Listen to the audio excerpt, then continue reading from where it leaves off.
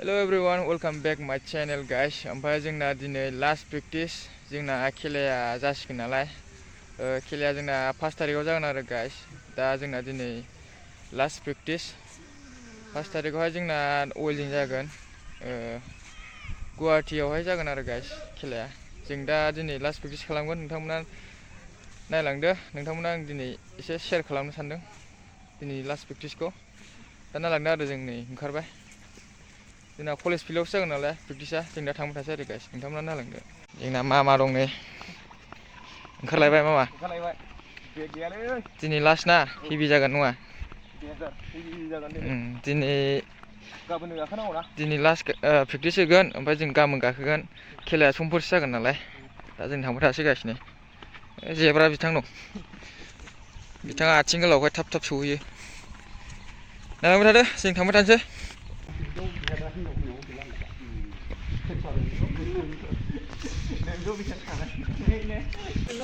Finally सफैबाय जोंना दा नै।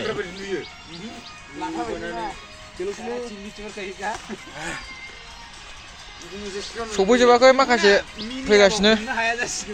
जों सफैग्रोबाय दा।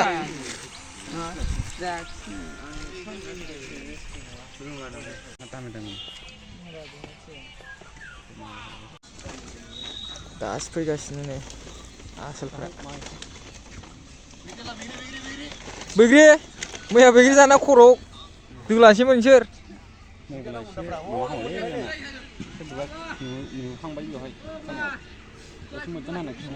फैगासिनो दासो। मैया खर'आ दोलाबायमोन ना नोंना?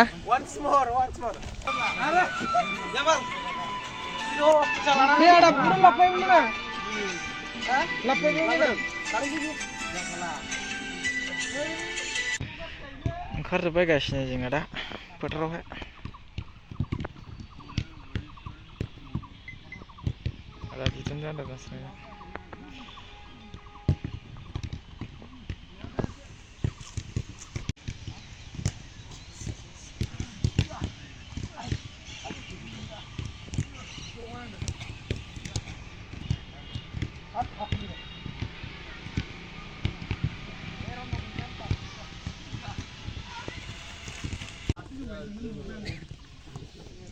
चलो चलो चलो आ जाओ, सामने में आ जाओ।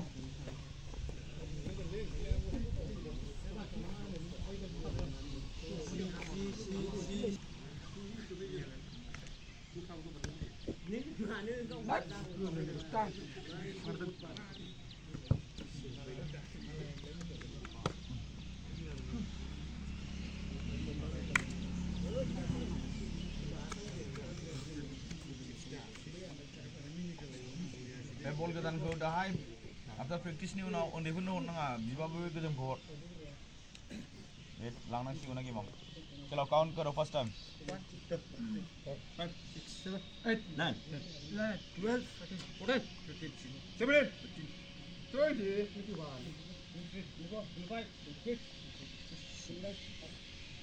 17 18 30 up जायो सार।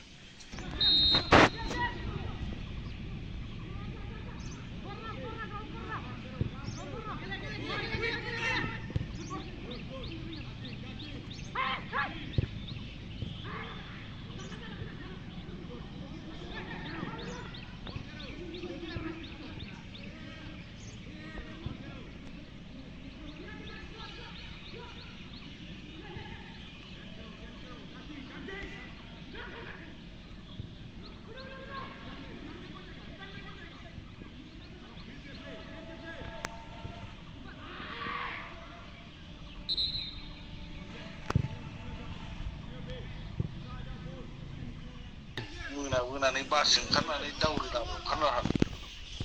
औ बेखौहाय खारिगावआव आरो खारि जागोन ना बिसोर। प्रेक्टिस जागासिनो आदा फिल्डआवनो दं, कलेज फिल्डआव। खेलाया माबा गाखोनोसै गाबोन फुङाव गाखोगोन।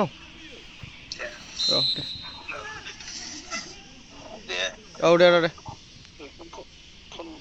औ दे।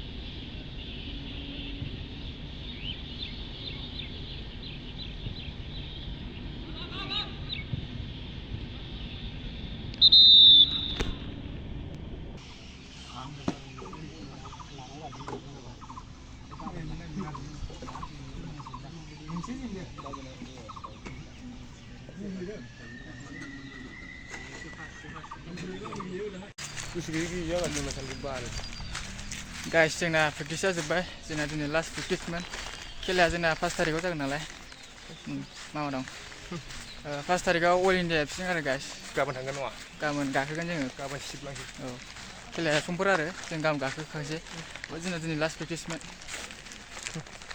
मोजाङै गेलेनो नाजागोन आरो जों खेलाखौ ओमफ्राय नोंथांमोननो देखायनो नाजागोन आंबो हानायखिनिखौ बारथा जाखाबाय दाना दिनैनि भिडिअ'खौ बेखिनियावनो गाइस लोगो मोनगोन नेक्स्ट भिडिअ'आवहाय